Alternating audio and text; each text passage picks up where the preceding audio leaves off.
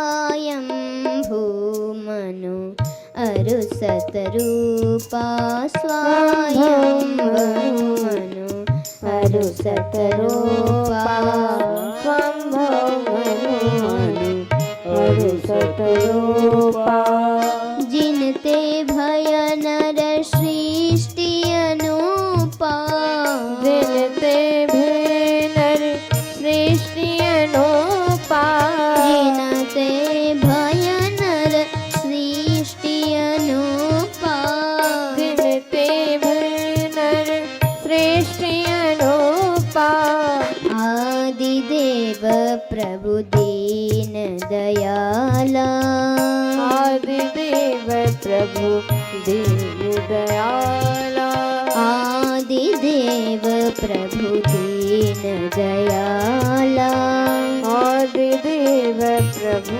दीन दयाला जठर धरे उजहि कपिल कृपाला जठर धरियो धन कपिल कृपाला सांख्य शास्त्र जिन प्रगट बखाना सांख्य शास्त्र जहाँ प्रगट बखाना सांख्य शास्त्र जिन प्रगट बखाना सांख्य शास्त्र जहाँ प्रगट बखाना तत्व विचार पिनक भगवाना विचारे तनु भगवाना स्वयं भुव मनु अरु सतरूपा मनु हरु सतरूपा स्वयं भुव मनु अरु सतरूपा मनु हरु सतरूपा जिनते भय नर सृष्टि अनूपा से भय नर श्रेष्ठ अनूपा जिनते भय नर सृष्टि अनूपा जिनते भय नर श्रेष्ठ अनूपा। शंकर जी बोले, हे देवी, अब तुम्हें हम भगवान के अवतार का गूढ़ रहस्य बता रहे हैं। गूढ़ रहस्य।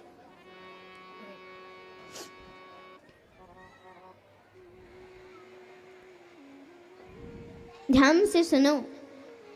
स्वयंभू मनु और शतरूपा, इनके पुत्र उत्तानपाद थे।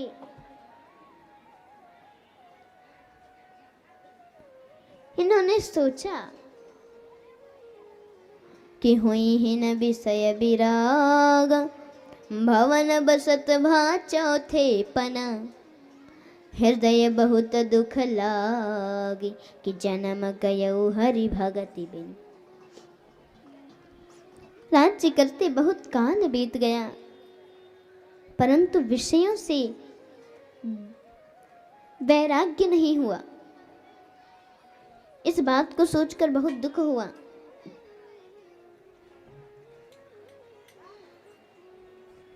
तो उन्होंने क्या किया कि बरबस राज सुतहि तब दीन्हा, बरबस राज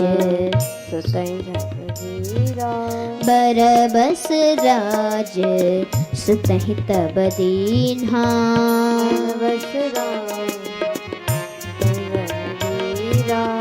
नारी समेत गवन बन कीन्हा,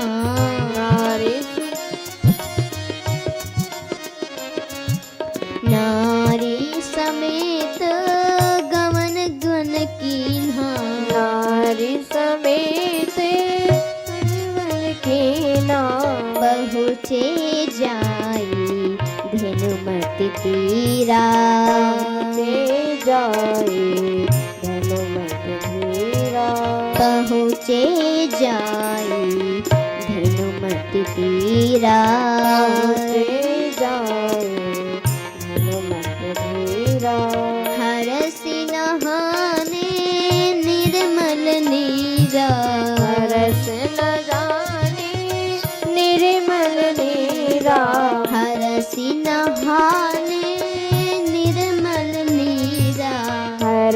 स्नाने निर्मल नीरा बरबस राज सुतहि तब दीन्हा परवश राम सुख दीन्हा नारी समेत गवन बन कीन्हा नारी समेत गवन बन कीन्हा नारी समेत गवन बन कीन्हा नारी समेत गवन बन कीन्हा अपने पुत्र को राज्य सौंप कर बरबस जबरन जबरन जबरदस्ती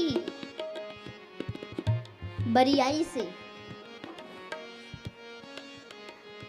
से राज्य देकर जबरदस्ती राज्य देकर और वन में जाने लगे। उत्तानपाद ने कहा कि पिताश्री माताश्री आप ये क्या कर रहे हैं? आपको पता भी है मैं आपके जिम्मेदारियों को ले लेता, लेकिन राज्य आपने हमें क्यों दिया? इस समय क्या है, मरने का समय हो जाता है, फिर भी लोग अपने पुत्र को तिजोरी की चाबी नहीं देते कि लो बेटा अब तुम संभालो। ना ना, मरते समय भी उनको वही तिजोरी का चाबी ही प्रिय है, नहीं देते लोग। और बच्चों को भी चाहिए कि वो पिताजी के जिम्मेदारी को ले, उनकी जिम्मेदारी को संभाले, न कि धन दौलत को। जिम्मेदारियों को संभालना सीखे और घर के बच्चों को भी सिखाए कि बेटा आगे जब हम भी बूढ़े होंगे ना, हम भी बूढ़े हो जाएंगे, तो तुम्हें भी ये जिम्मेदारियां संभालनी पड़ेगी। क्योंकि जो घर के बड़े करेंगे ना, जो माता पिता करेंगे, उसी को देखकर बच्चे भी करेंगे। एक बात बोलूं, एक बड़ी प्यारी सी कथा है, बड़ी शिक्षा देने वाली है।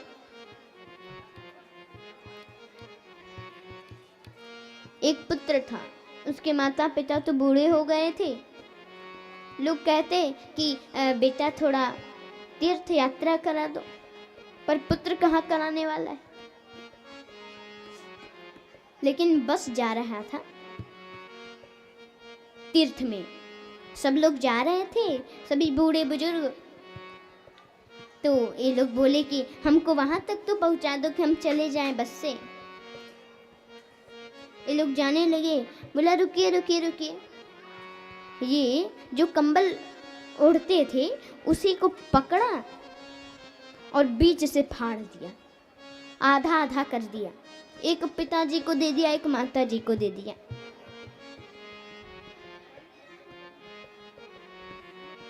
बोले आप दोनों एक एक ओढ़ लेना।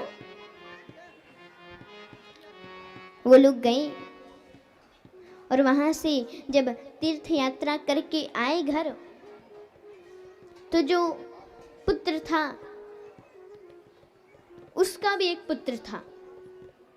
मतलब इन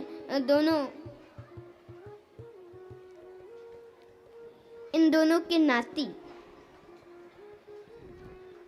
ये जो बूढ़े हो गए थे माता पिता, इनके पुत्र का पुत्र, इनका नाती पोता। तो ये वो जब ये लोग मर गए, इनकी मृत्यु हो गई, तो जैसे व्यक्ति मरने वाला होता है तो ढेर सारे लोग आ जाते हैं ना, तो ढेर सारे लोग आ गए। पोता आया, धीरे से बच्चे ने जो ओढ़े थे कंबल दोनों लोग, उसको ले लिया और ऐसे मोड़ के समेट के बढ़िया से और रखने लगा। तो इस बच्चे के पिता ने उससे पूछा, मतलब जो लोग मरने वाले थे, इनके बेटे ने पूछा अपने बेटे से कि बेटा ये क्या कर रहे हो?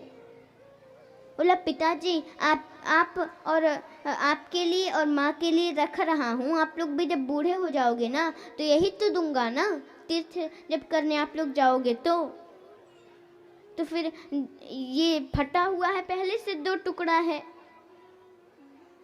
तो मैं आपको दे दूंगा, और नहीं तो अगर नहीं रखेंगे तो फिर बाद में फाड़ना पड़ेगा ना, तो इससे बढ़िया रख लेते हैं। तो इसलिए बच्चों को सुंदर संस्कार दीजिए, और उनको संस्कार कब मिलेंगे? जब आप संस्कारी रहेंगे, आपके अंदर संस्कार रहेगा। जब आप अपने माता पिता की सेवा करेंगे तो ही पुत्र जब आप बूढ़े होंगे तो आपका सेवा करेगा। यदि आप अपनी सासू माँ की सेवा नहीं करेंगी तो आपके भी वैसे ही बहू आएगी और ऐसे ही आपकी सेवा नहीं करेगी, आपकी धुनाई करेगी, मारेगी, कष्ट देगी आपको। इसलिए सही कर्म करिए।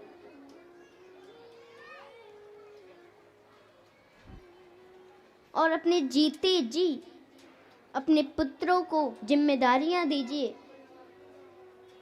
जिम्मेदारी कैसे संभाली जाती है समझाइए।